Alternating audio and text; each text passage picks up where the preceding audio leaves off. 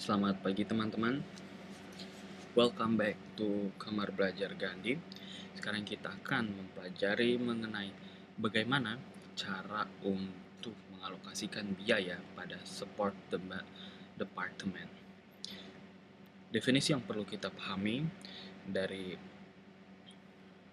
untuk memahami pelajaran ini adalah yang pertama adalah allocation. Apa yang dimaksud dengan allocation? Allocation adalah membagi suatu kelompok biaya dan membebankannya ke unit bagian. Jadi sebagai contoh, kita mendapatkan suatu total biaya untuk support departemen A. Jadi pool biaya untuk support departemen A. Ini adalah total biaya yang akan kita alokasikan dari departemen A ke departemen lain-lainnya di dalam perusahaan itu yang merupakan departemen produksi. Sebagai contoh, departemen B, departemen C, dan departemen D. Ini adalah departemen pendukung dan ini adalah departemen produksi.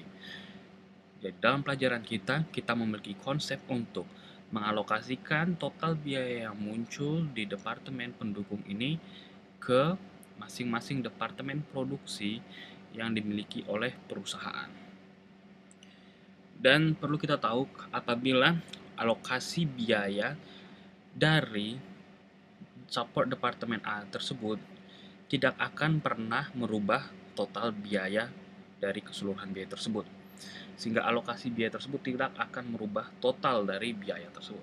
Sebagai contoh, apabila pool biaya support departemen A kita memiliki nilai sebesar $100 ya, maka kita mengalokasikan $100 ini ke departemen B, mungkin anggap saja $25, ke departemen C $25, ke departemen D $50, totalnya tetap 25 tambah 25 tambah 50 $100. Atau kita alokasinya bisa saja $35 ke departemen B, $15 ke departemen C, dan $50 ke departemen D. Tetap saja totalnya harus $100. Jadi pengalokasian biaya tersebut, allocation tersebut tidak akan mempengaruhi jumlah total biaya yang kita alokasikan tersebut. Tujuannya tetap sama meskipun alokasinya nanti dapat berbeda. Kemudian mungkin Anda bertanya, apakah yang dialokasikan? Kita sudah tahu pool biaya untuk dari departemen pendukung. Tapi biaya apa yang akan kita alokasikan? Sejak kita tahu bahwa terdapat banyak macam-macam dari biaya tersebut. Biaya yang jadi saya akan memberikan what cost do we allocate?